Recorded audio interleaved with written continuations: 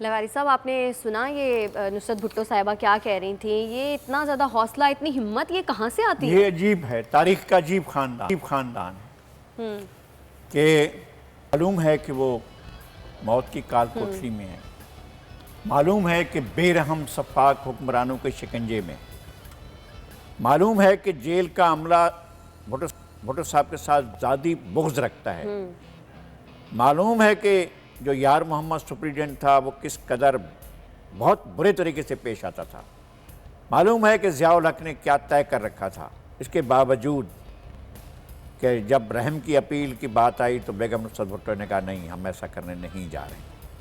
मैं अपने शौहर को तारीख़ के सामने शर्मिंदा नहीं करना चाहती। हम अपनी खुशी के लिए ये नहीं कर सकते हैं कि हम उनके इज़्ज़त को, उनके वक़ार को, उनकी डिग्निटी को हम जो है कंप्रोमाइज़ कर दें और कहें कि जनाब हम उनकी तरफ से माफ़ी मांगने का है। उनने कोई जुर्म नहीं किया है और उन्हें बेगुनाह सज़ा दी जा रही है और हम इसलिए स्टैंड करेंगे और हम रहम की अपील नहीं करेंगे। ये थी वो खातून जो साहिब किरदार खातून थी और जो बड़ी किरदार की खातून थी। जुल्फ़िकार अली भुट्टो साहब जी में जब तकरीर किया करते थे या बात किया करते थे तो वो क्या कहते थे, उस हवाले से भी हम आपको कुछ दिखाते हैं। नाज़रीन, जुल्फ़िकार अली भुट्टो साहब को कायदे अवाम भी कहा जाता था। लगारी साहब, इनको कायदे अवाम क्यों कहा जाता था और दूसरा कैसी शख्सियत के मालिक थे ये? कायदे अवाम इसलिए कहा जाता था और अब भी कहा जाता है कि वो अवाम के कैद थे। अच्छा। और देख रहे हैं कि किस तरह से वो अपने आप का कनेक्शन बना लेते थे लोगों के साथ, लोगों के दिल धड़कते थे और भुट्टो की आवाज़ चलती थी, लोगों की नब्ज़ चलती थी और भुट्टो की आवाज़ होती थी। जब भुट्टो की आवाज़ होती थी तो लोग जो है वो सांस लेना भूल जाते थे और टक टक दीदम दम न कशीदम वाली सूरत बन जाते थे कि कोई और चीज़ उनको नज़र नहीं आती थी। भुट्टो साहब की शख्सियत, और भुट्टो साहब भी वो कहते थे कि मैं एक नहीं हूँ, मैं दो हूँ, एक इन लोगों के दरमियान हूँ और एक मैं खड़ा हूँ जो इस जुस्म में इस हट पर बुत के अंदर हूँ। तो एक तो ये कि उनकी शख्सियत बहुत ही बाकमाल थी और उनका नॉलेज बहुत ज़्यादा। अच्छा। मैं कहता हूँ कि शायद पाकिस्तान में ऐसे बहुत कम सियासतदान हूँ जिन्होंने, बात तो ऐसे हैं कि जिन्होंने एक लफ्ज़ भी नहीं पढ़ा है, जिनको पढ़ने का ज़रूरी समझते हैं, वो समझते ही नहीं है कि पढ़ने की ज़रूरत होती है। और इनको दुनिया भर की तारीख़ का इल्म था, दुनिया भर की सियासत का इल्म था। पाकिस्तान एक बहुत बड़ी सियासी मूवमेंट का मरकज़ बना था जुल्फ़िकार अली भुट्टो की वजह से, और उन्होंने, मेरे ख्याल में उनके साथ बहुत बड़ा जुल्म हुआ है। जो हमारी लेफ़्ट की, राइट की सारी क़ुव्वतें मिलकर जान लेने के दरपे थीं कि बस भुट्टो साहब की जान ले ली जाए। जान लेने के बाद भी 42 साल ये हो गए और उससे पहले से वो भुट्टो साहब से लड़ रहे थे। लड़ते लड़ते 50 साल हो गए हैं। भुट्टो कब्र में से लड़ रहा है और वो फिर वहाँ से हर तरफ से उठ कर हमले करते हैं, फिर भी पसपा हो जाते हैं और भुट्टो को शिकस्त नहीं दे सकते। और रियासत तब भी ओन नहीं कर रही है कि वो हमारा हीरो था। रियासत तब भी अपनी जगह पर स्टैंड कर रही है कि जो कुछ उसने किया वो वैसे ही ठीक किया। हमारी मुमलिकत के जो जिम्मेदार इदारे हैं वो अब भी वहीं पर खड़े हुए हैं, रिव्यू तक नहीं किया। यानी प्रेसिडेंट ऑफ पाकिस्तान ने रिव्यू भेजा है कि जनाब, वो भेजा है, रेफरेंस भेजा है कि जुल्फ़िकार अली भुट्टो को गलत तौर पर बेरहमाना अंदाज में नाइंसाफ़ी करते हुए, अदालती कत्ल करते हुए फांसी दी गई है। इस पर फैसला दे सुप्रीम कोर्ट के पास पिछले 2011, 12, 13 से लेकर अब तक वो रखा हुआ है और उस पर बात नहीं हुई। 8-10 साल हो गए हैं लेकिन अभी तक इस मामले में कुछ भी नहीं हो रहा है। और हो इसलिए रहा है कि हम एक ऐसी कौम हैं जो सीखते नहीं हैं, हम ऐसे लोग हैं जो सीखते नहीं हैं। हमारा मसला अब भी यह है, इस तारीख़ के बहुत बड़े गुंझलक मसले को, जिसमें आपने इतने बड़े आदमी को फांसी दी थी, आपको उसकी रूह से शर्मिंदगी का इजहार करना पड़ेगा, फिर आप आगे बढ़ सकेंगे। अच्छा, कल हम इस बारे में बात कर रहे थे लेकिन बात आपकी मुकम्मल नहीं हुई थी। नुसरत भुट्टो साहिबा ने तो कहा था कि वो रहम की अपील नहीं करेंगे, लेकिन फांसी को रोकने के लिए क्या और कोई लोग थे जिन्होंने कोशिशें की? मैंने बताया था आपको, कल बता रहे थे। फिर उसके बाद तो वो आ गया था, लाइव कट आ गया था। तो मैंने कहा था कि शफी मोहम्मदी साहब ने, अच्छा, सूबाई शरीयत कोर्ट थी, यहाँ पर 3 जज थे, justice Abdul Qadir Sheikh, justice doctor I Mahmood, justice Zafar Hussain Mirza, उनकी कोर्ट में लेकर गए थे और स्टे मांगा था सुप्रीम कोर्ट की तरफ से अपील रिजेक्ट होने के बाद। अच्छा। और केस एडमिट कर लिया गया था। एडमिट करने के बाद कहा कि अब आपका वकील कौन होगा। अचानक हफीज़ पीरज़ादा उठकर खड़े हो गए कि मैं वकालत करूंगा। तो ये खुश हो गए, हम बाहर निकले, मैं भी उनके साथ था, शफी मोहम्मदी साहब के, और वो बाद में सिंध हाई कोर्ट के जज बने, फेडरल शरीयत कोर्ट के जज बने। और शफी मोहम्मदी साहब ने इंतज़ार किया कि पीरज़ादा बुलाएगा तो फिर हम उनके पास जाएंगे।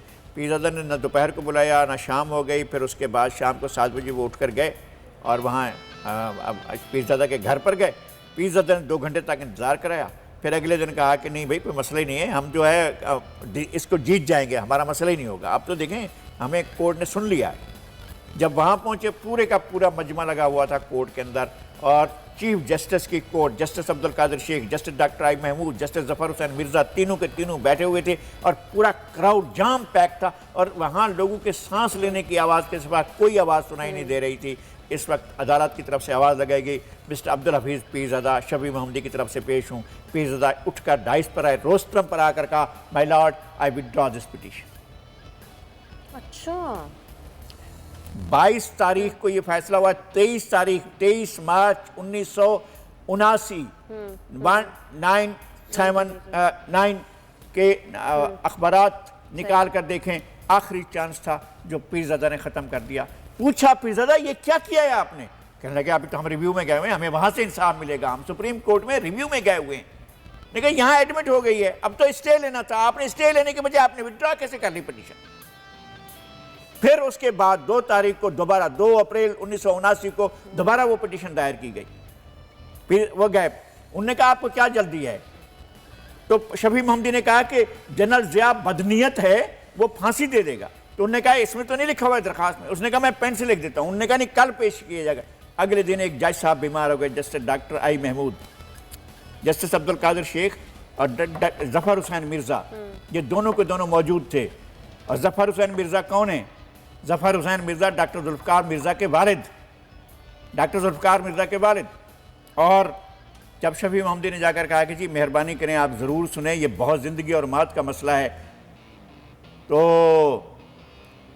आप, उसने कहा मैं अमेंडमेंट कर दूँ। नहीं कल आना। तो फिर कल जब बैठे, एक जज साहब बीमार हो गए, डॉक्टर आई महमूद, 2 जज साहिबान मौजूद थे 3 तारीख को। तो उन्होंने कहा कि नहीं हम नहीं सुनेंगे, आप कोई और बात करें, हम इस पर बात ही नहीं करेंगे।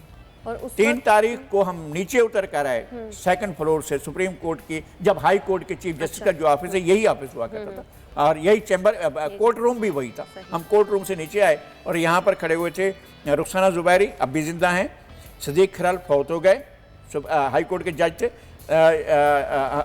राशिदी हुसैन शाह राशिदी वो मौजूद थे और नेमत मौलवी मौजूद थे, शफी महमूदी मौजूद थे और मैं मौजूद था। इस दौरान में अचानक सदीक खरल की आवाज़ आती है, शफी महमूदी साहब जिंदा हैं, अल्लाह उन्हें सलामत रखे। तो सदीक खरल कहते हैं कि कल डेड बॉडी आ रही है और बहुत ज़्यादा सब शुशदर होकर रह गया, एकदम सन्नाटा छा गया। सबने कहा कि भाई बेगम अशरफ अब्बासी से बात करें कि हफीज़ पीरज़ादा के साथ बात करें। तो बेगम अशरफ अब्बासी से रब्ता किया गया, उनने रब्ता करना शुरू किया हफीज़ पीरज़ादा के साथ। रात को 12 बजे 12:30 बजे तक रब्ता रात को करती रही। 12:30 बजे फ़ोन किया, he was drunk and said darling कल तुम्हें खुशखबरी सुनोगी। That was his close friend Abdul Hafeez Pirzada, जिसने ये कहा था and this is on the record. और 2 बजे फांसी दी, रात को 2 बजे फांसी। उसी रात को 2:30 बजे जो रात को 12 साढ़े 12 बजे बात होती है बेगम अशरफ अब्बासी की और उनकी हफीज़ पीरज़ादा की। तो हफीज़ पीरज़ादा कहते हैं कि कल तुम्हें खुशखबरी सुनोगी। और सही भी कहा, माँ की उम्र की थी वो, डार्लिंग कल तुम्हें खुशखबरी सुनोगी। और उस वक्त बीबी शहीद और नुसरत भुट्टो साहिबा वो दोनों के दोनों साला रेस्ट हाउस में कन्फाइनमेंट में थी, वो जेल में थी। और रात के वक्त जब फांसी दी जा रही थी तो बेनज़ीर फ्रांस में एक गाना गाया गया था जो 64-65 में, भुट्टो साहब को वो गाना बहुत पसंद था। वो रात को वो गाना गुनगुनाते उठ बैठी, हम तुम्हें कैसे अलविदा कहें। वो गाना गाने के बोल थे कि हम तुम्हें कैसे अलविदा और कहें। उनको पता था कि उनके फांसी, हाँ ये पता था। और आयन फांसी के टाइम उठकर बैठ गए वो। और उनको दिन में वो मिली थी जाकर वालिद से, 11:15 बजे उनकी मीटिंग हुई, आधे घंटे की मीटिंग करेगी और बताया गया कि ये आखिरी मुलाकात है।